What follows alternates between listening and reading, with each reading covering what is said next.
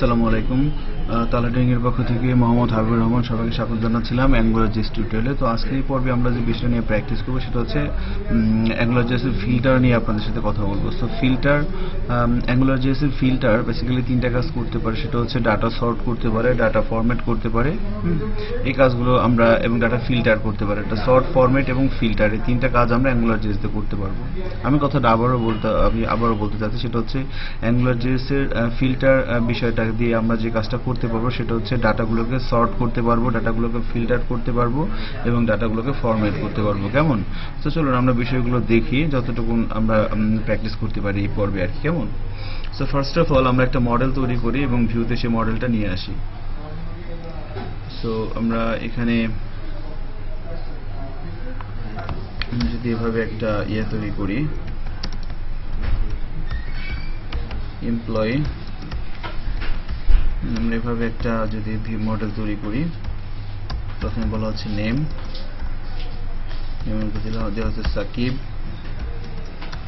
এবার যদি আমরা এভাবে বলি কমা সেপারেটর দিয়ে নেমের পরে আমরা বলতে পারি যে লাইক তার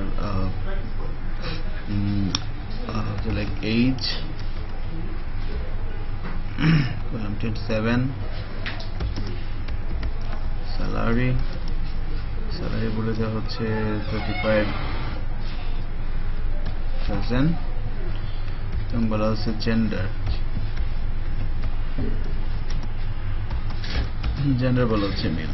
ওকে, সো আমরা কিছু এমপ্লয়ি ডাটা তৈরি করতে চাচ্ছিলাম। সাকিব, এরপরে হচ্ছে রবিন, এরপরে হচ্ছে রুমেল, এরপরে হচ্ছে হায়দার, এরপরে হচ্ছে রাহুল।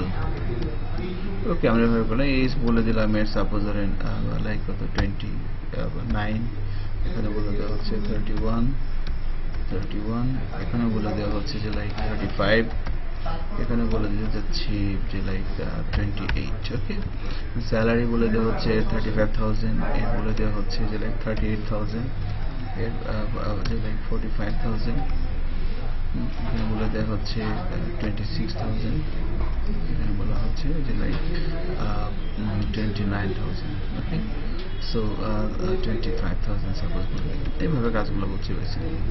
সো নাও যেটা করতে পারি আমরা সেটা হচ্ছে যে আর জেন্ডারের ক্ষেত্রে বলে দেওয়া হচ্ছে যে আমরা বেসিক্যালি কিছু ফিমেল নাম নিতে পারি, যে লাইক রুকসানা। এখানে লাস্টেরটা বলে দিচ্ছে হচ্ছে যে লাইক মৌরি। ওকে, সো এটা হচ্ছে ফিমেল, এটা হচ্ছে ফিমেল। ওকে, সেভাবে আমরা একটা অ্যারে তৈরি করলাম। নাও এবার এই অ্যারেটাকে যদি আমরা মডেলে কনভার্ট করতে চাই স্কোপ অবজেক্টের সাথে,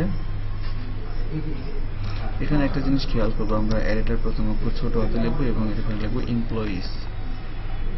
ওকে, এবার এমপ্লয়িজ অ্যারেটাকে আমরা স্কোপ অবজেক্টের সাথে অ্যাটাচ করে দিচ্ছি। তাহলে কি হচ্ছে, এটা আমার একটা মডেল হয়ে যাচ্ছে। কেমন? এবার এটাকে আমরা যেটা করতে পারি সেটা হচ্ছে এই মডেলটাকে আমরা ভিউতে নিয়ে আসবো। সো আমরা সাধারণত টেবিলের মাধ্যমে নিয়ে আসতে পারি। খেয়াল করেন এখানে আমাদের একটা টেবিলের স্ট্রাকচার তৈরি করা আছে। সো আমরা এটাকে আর করবো না, আমরা এখানে যদি বলি যে লাইক এমপ্লয়ি নেম, এরপরে জেন্ডার, এরপরে ছিল এইজ, এরপরে বলে দিলাম স্যালারি, এভাবে বলে দিলাম। আর এখানে এসে আমরা যদি সেম ভাবে এখানে যেটা কাজটা করতে পারি হচ্ছে এমপ্লয়িজ ইন এমপ্লয়ি। সো এটা হচ্ছে আমার মডেল থেকে একটা করে এমপ্লয়ি ইনফরমেশন এখানে আসবে এবং এখান থেকে আমরা প্রথমে দেখাবো তার নেম, তারপরে দেখাবো তার এইজ, তারপরে দেখাবো তার জেন্ডার, মানে according to our table heading gender, এরপরে হচ্ছে আমাদের এইজ, এরপরে দেখাবো তার স্যালারি। ওকে, সো সেভ করে যদি ব্রাউজারে যাই এবং রিলোড দিই, খেয়াল করেন আমরা এভাবে আউটপুট দেখতে পাচ্ছি। নেম হচ্ছে এমপ্লয়ি নেম, এটা তার জেন্ডারটা কিন্তু আসেনি। কারণ কি? কারণ হচ্ছে জেন্ডার প্রপার্টি নাম আমরা এখানে কিভাবে লিখেছিলাম GEM, খেয়াল করছেন, এই জন্য কিন্তু আসেনি। সো আমি এখানে নামটা ঠিক করে দিচ্ছি। এখানে আমরা ঠিক করে দিচ্ছি জেন্ডার। যদি রিলোড দেই খেয়াল করেন এবার মেল ফিমেল বিষয়টা চলে আসছে কেমন। আচ্ছা, তো আমরা এখানে টেবিলের যদি করতে পারি সেটা হচ্ছে টেবিলের ওয়াইডটাকে এভাবে অ্যাডজাস্ট করে নিচ্ছি। ওয়াইডটা বলে দিলাম লাইক 600। এবার যদি এখানে রিলোড দিই এভাবে ব্যাপারটা বেড়ে যাচ্ছে কেমন। এক্সিলেন্ট। তো এখন আমরা যে কাজটা করব বিষয়গুলোকে সর্টিং করার চেষ্টা করব, কারণ আমরা অ্যাঙ্গুলার জেএসের ফিল্টার বিষয়টা ইউজ করবো। তো ফিল্টার নিয়ে কাজ করার জন্য আমরা যে সিনট্যাক্সটি ইউজ করবো সেটা হচ্ছে একটা pipe method, pipe character use করতে হবে কেমন। সো পাইপ ক্যারেক্টার ইউজ করে আমরা কীভাবে ফিল্টারিং করতে পারি সেই বিষয়গুলো। এখানে আরেকটা জিনিস কিন্তু অত্যন্ত ইম্পর্টেন্ট, সেটা হচ্ছে খেয়াল করেন যে এই ফিল্টারটা আমরা কিন্তু দুটো জায়গায় করতে পারি। আমি যদি কোডিংয়ে যাই দেখেন এটা হচ্ছে কি, এটা হচ্ছে আমার ডিরেক্টিভ আর এটা হচ্ছে আমার বাইন্ডিং এক্সপ্রেশন। সো ফিল্টার মেথডটা আমরা ডিরেক্টিভের মধ্যে ইউজ করতে পারি, আমরা বাইন্ডিং এক্সপ্রেশনের মধ্যেও কিন্তু ফিল্টার যে বিষয়টা আছে সেই বিষয়টা নিয়ে কাজ করতে পারি। তো ফিল্টার বিষয়টা আমরা মানে ডিরেক্টিভের মধ্যে নিয়েও কাজ করতে পারি, আবার ফিল্টার বিষয়টা আমরা এখানে নিয়েও কাজ করতে পারি। একটা জিনিস খেয়াল করেন ফিল্টার কিভাবে হতে পারে। আমরা যদি ওদের সাইটটায় যাই যে লাইক angularjs.org, এখান থেকে আমরা যদি ডেভেলপ থেকে এপিআই রেফারেন্সে যাই,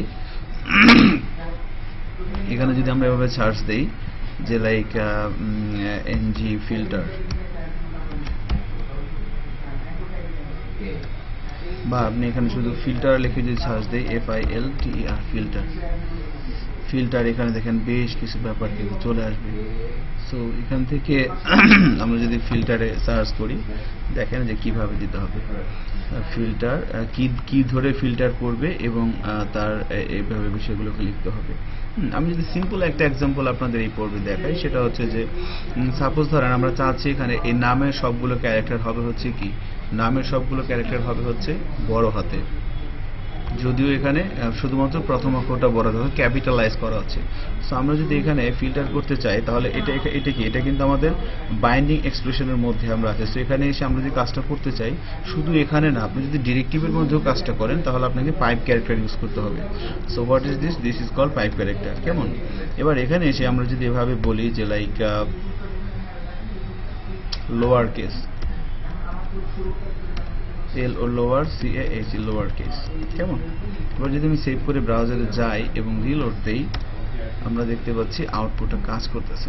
এক্সিলেন্ট। সেক্ষেত্রে L লোয়ার কেস, এবার যদি রিলোড দেই না এবার কাজ করছে, বানানটা আমরা এখানে মিস্টেক করেছিলাম। সো লোয়ার কেস, তাহলে দেখেন সবগুলো জিনিস কিন্তু কি হয়ে গেছে, লোয়ার কেস হয়ে গেছে। মনে করেন জেন্ডার, আমি এখানে সবগুলো আপার কেস করতে যাচ্ছি, বা তাহলে জেন্ডার এখানে এসে আমরা যদি পাইপ ক্যারেক্টার দিয়ে বলে দিই যে like upper case, upper case. এবার যদি সেভ করে ব্রাউজারে যাই এবং রিলোড দেই দেখতে পাচ্ছি সবগুলো আপার কেস হয়ে গেছে, খেয়াল করছেন। তো এভাবে কিন্তু আমরা ফিল্টার করতে পারি ডাটাগুলো নিয়ে সুন্দরভাবে। এখানে মডেলের মধ্যে ডাটাগুলো যেভাবেই থাক, আমি আমার মতো করে কিন্তু এখানে যখন আমি ফ্রেমওয়ার্কের মধ্যে আছি তখন কিন্তু বিষয়গুলোকে নিয়ে আমি এভাবে খেলাধুলা করতে পারি কেমন। এবার মনে করেন স্যালারিটাও কিন্তু আমরা দুইভাবে দেখাতে পারি, দুইভাবে ফরম্যাট করতে পারি। একটা হচ্ছে নাম্বার আকারে আর একটা হচ্ছে কারেন্সি আকারে। ইন্টারেস্টিং বিষয়টা খেয়াল করেন, আমি এখানে পাইপ ক্যারেক্টার দেওয়ার পর আমি যদি এখানে ইউজ করি যে লাইক নাম্বার, এতটুকু লেখার পর সেভ করে যদি ব্রাউজারে যাই এবং রিলোড দেই দেখেন এখানে কি হচ্ছে। এখানে প্রথম কথা হচ্ছে যে প্রত্যেকটা মানে 1000 এর পরে কিন্তু একটা কমা বসে গেছে অলরেডি, এবং এখানে কিন্তু সে ছোট থেকে বড় এভাবে একটা ব্যবহার করতে সে দেখ, ছোট থেকে বড় না বাট প্রত্যেকটা 1000 এর আকারে সে কমা দিয়েছে। এখানে একটা জিনিস খেয়াল করেন, আমি যদি মডেলের মধ্যে একটা 758 এরকম একটা ভ্যালু দিয়ে দিলাম, এবার যদি রিলোড দিই দেখেন এভাবে দেখাচ্ছে। সো আমরা চাইলে দশমিকের পরে কয় ঘর নেব সেটাও কিন্তু আমরা ফরম্যাট করে এখানে বলে দিতে পারি। তো তার জন্য আমাদের যেটা করতে হবে এখানে একটা সেমিকোলন দিয়ে আমরা যদি বলে দিই যে লাইক 2, এবার যদি ব্রাউজারে যাই এবং রিলোড দেই দেখতে পাচ্ছি দশমিকের পরে কয় ঘর আসছে, 2 ঘর কেমন। সো এভাবে কিন্তু আমরা যেটা করতে পারি ডাটাগুলোকে ফরম্যাট করতে পারি। হ্যাঁ, এক্সিলেন্ট। সো আমরা ফিল্টার এবং সর্টিং এর কাজটাও দেখবো, বাট আগে ডাটা ফরম্যাটের কাজটা একটু দেখানো হচ্ছে যে like lower case, upper case, currency, number, এই বিষয়গুলো দিয়ে কিভাবে আমরা যে কাজগুলো অ্যাকচুয়ালি এখানে লোয়ার কেস এটা কি, এটাই কিন্তু একটা ফিল্টার কার অ্যাঙ্গুলার জেএস এর। আপার কেস এটা কি, এটাই একটা ফিল্টার অ্যাঙ্গুলার জেএস এর। ওকে, so both of them are কি ফিল্টার। সো এই ফিল্টার ইউজ করে আমরা কিভাবে কাজগুলো করতে পারতেছি একটু খেয়াল করেন। এই পরবর্তী আমরা যে কাজটা করা হচ্ছে সেটা হচ্ছে আমরা বাইন্ডিং এক্সপ্রেশনের মধ্যে ফিল্টারগুলো ইউজ করতেছি। পরবর্তী পর্বে আমরা কিন্তু এখানে যেটা দেখতে পাচ্ছেন সেটা হচ্ছে কি ডিরেক্টিভের মধ্যেও কিন্তু আমরা ফিল্টারগুলো ইউজ করব। সো আমরা লাস্ট যে বিষয়টা করতে পারি সেটা হচ্ছে কারেন্সি। সো কারেন্সি দিয়ে আমরা ফিল্টারিং করতে চাচ্ছি, নাম্বার দিয়ে আমরা ফিল্টারিং দেখলাম। এবার যদি আমরা ব্রাউজারে যাই এবং রিলোড দেই, দেখতে পাচ্ছেন কি প্রত্যেকটা সংখ্যার আগে বাই ডিফল্ট কি চলে আসছে, ডলার সাইনটা চলে আসছে। কেমন? সো এখানে যদি আমরা একটা কাজ করতে চাই এভাবে যে না অ্যাকচুয়ালি কারেন্সিটা আমি কাস্টমাইজ করব, তাহলে সেটা যেভাবে করতে পারি আমরা যদি এভাবে দেখি হয় কিনা। এখানে বলে দিচ্ছি যে লাইক টিকে ডট। এবার যদি রিলোড দেই, এক্সিলেন্ট, আমরা দেখতে পাচ্ছি কি হয়ে গেছে, টিকে ডট দিয়ে কিন্তু হয়ে গেছে কারেন্টটি। এবং সেম ভাবে আমরা এখানেও যদি ইয়েটা করতে চাই যে দশমিকের পরে কয় ঘর নিব, ইনফ্যাক্ট এখানে কিন্তু অলরেডি চলে আসছে, খেয়াল করছেন কারেন্সিটা। ওকে, সো আমরা যদি ব্রাউজারে সেভ করি এভাবে কিন্তু বিষয়টা দেখতে পাচ্ছি। তো কারেন্সিটাকে কিন্তু আমরা কি করতে পারি, এভাবে চাইলে কাস্টমাইজ করতে পারি। আর বাই ডিফল্ট যদি শুধুমাত্র আমরা কারেন্সি কথাটা লিখে দিই, কারেন্সি কথাটা লিখে দেয়, তাহলে কিন্তু বাই ডিফল্ট সে কি নিচ্ছে, সে কিন্তু ডলার ফরম্যাটে নিয়ে নিচ্ছে। তো ধন্যবাদ সবাইকে অ্যাঙ্গুলার জেএস এর ফিল্টার এই টিউটোরিয়ালটিতে সাথে থাকার জন্য। বেসিক্যালি এটা আমাদের ফার্স্ট টিউটোরিয়াল অ্যাঙ্গুলার ফিল্টারের উপরে। পরবর্তীতে আমরা কিন্তু ফিল্টারের উপরে অ্যাটলিস্ট আরও 2টা টিউটোরিয়াল চেষ্টা করবো আপনাদেরকে প্রোভাইড করার জন্য। তো সেটা দেখার আমন্ত্রণ জানিয়ে শেষ করছি। আল্লাহ হাফিজ, আসসালামু আলাইকুম।